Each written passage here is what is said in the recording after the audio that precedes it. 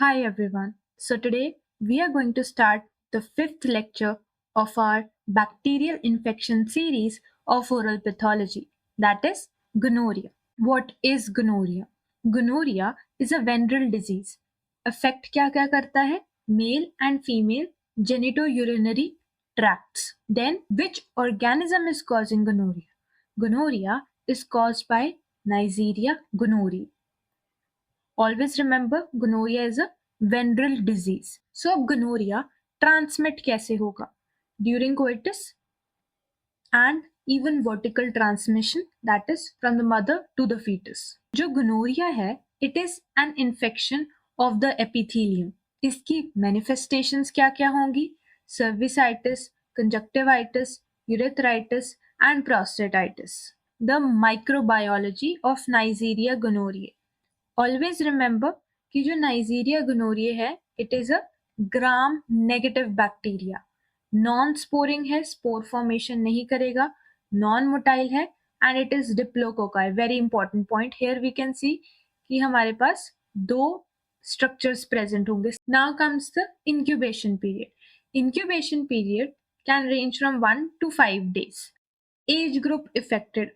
It is very important as young persons are much more commonly affected.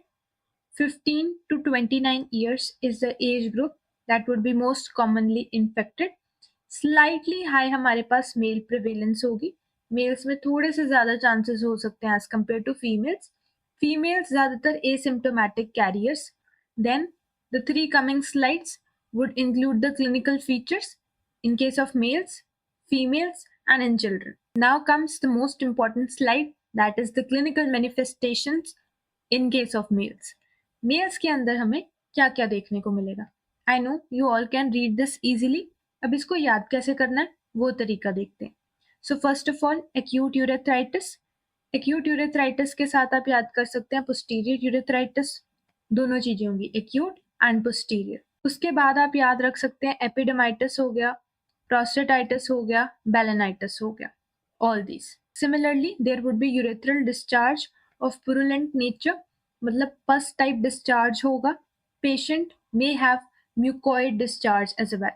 ये दोनों आप साथ में याद रख सकते हैं. Then the odd one out dysuria, that is pain, burn or discomfort during urination. जो रेड में मार्क्ड है that is acute urethritis and posterior urethritis. ये दो अलग हम याद रखेंगे.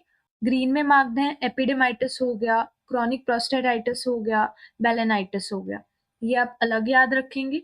उसके बाद यूरेथ्रल डिस्चार्ज पुरुलेंट नेचर का हो सकता है या फिर कुछ पेशेंट्स के अंदर म्यूकोइड डिस्चार्ज भी हो सकता है.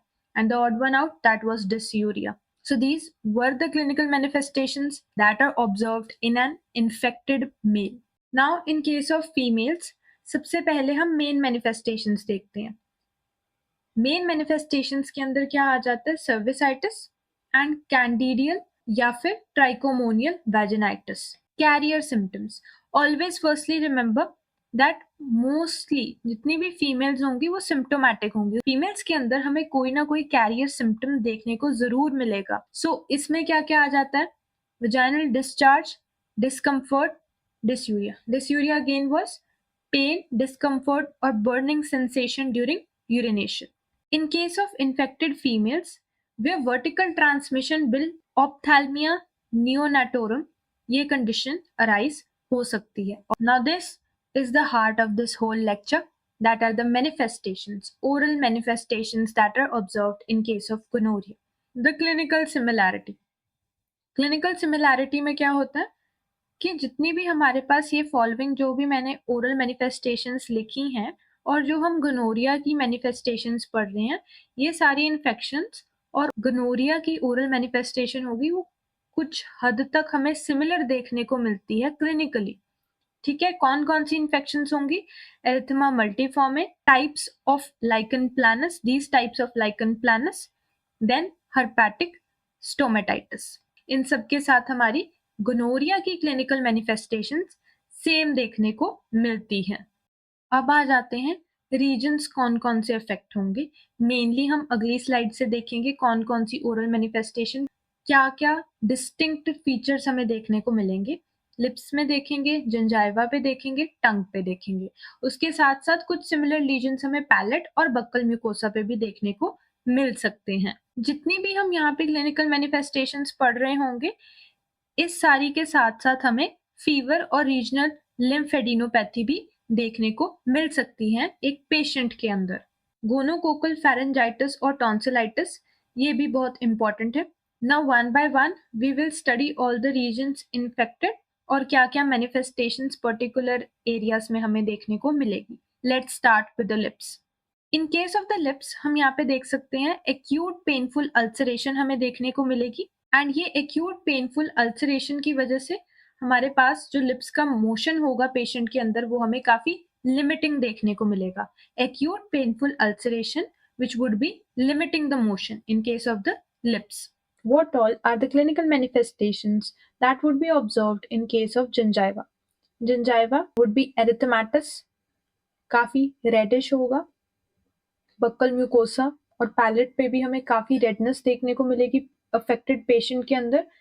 जो एरिथेमेटस कंडीशन है जिंजाइवा की, इट वुड बी विद और विदाउट नेक्रोसिस। नेक्रोसिस हो भी सकता है, नहीं भी हो सकता। देन कंसिडरिंग द टंग, काफी ज्यादा स्वोलन टंग होगी, पेनफुल इरोजन इसमें भी हमें देखने को मिलेंगे, एंड रेड और dry ulcerations can also be present. Reddish या ड्राई अल्सरेशंस प्रेजेंट हो सकती है। क्या क्या है? Swollen, painful erosions, glazed, red dry ulcerations. Now coming to the point of gonorrheal pharyngitis or tonsillitis. There would be some presence of ulcers. Ulcers देखने को मिल सकते हैं या फिर वेसिकल टाइप हमें फॉर्मेशन देखने को मिलेगी। And the most important clinical feature of all, whitish या ग्रेश सूडो मेम्ब्रेन हमें देखने को मिलेगी। वाइटिश और ग्रेश सूडो मेम्ब्रेनस स्ट्रक्चर देखने को मिलेगा। वेसिकल्स या अल्सर्स जैसी फॉर्मेशन देखने को मिलेंगी, एंड वाइटिश और grey pseudo membrane formation, false membrane formation देखने को मिलेगी। What all are the complications of gonorrhoea? General में एपिडेमाइटिस हो गया, सैल्पिंजाइटिस हो गया, पेल्विक इन्फ्लेमेटरी डिजीज, बार्थोलिनाइटिस हो गया। बार्थोलिनाइटिस is inflammation of the Bartholin glands in case of females. Then gonococcal bacteraemia की वजह से हमें डर्मेटाइटिस और आर्थराइटिस जैसी कंडीशन देखने को मिलेगी, एंड जॉइंट इन्वॉल्वमेंट की भी पॉसिबिलिटी हो सकती है। इनमें से ये सारे आप याद रख लेंगे, that would be more than sufficient. Talking about the diagnosis of Neisseria gonorrhoea, सबसे पहले आ जाता है gram staining. We all know that it is a gram negative bacteria. Special media हम यूज कर सकते हैं जैसे थेयर मार्टिन मीडिया, ये सिर्फ हम नाइजीरिया के लिए ही यूज कर सकते हैं। It is a specific media that would be used in case of Neisseria. Then positive fluorescent antibody test भी हम यूज कर सकते हैं। 3 चीजें, ग्राम स्टेनिंग, स्पेशल मीडिया कौन सा? Thayer Martin medium. Then the last slide, that is the treatment. Treatment के अंदर हम ज्यादातर सेफ्ट्राइएक्सोन इंट्रामस्कुलर इंजेक्शन प्रेफर करते हैं। So with this, we have completed the 5th lecture of our bacterial infection series of oral pathology. Make sure to subscribe to the channel and check out the topics that have been uploaded for better understanding. Thank you.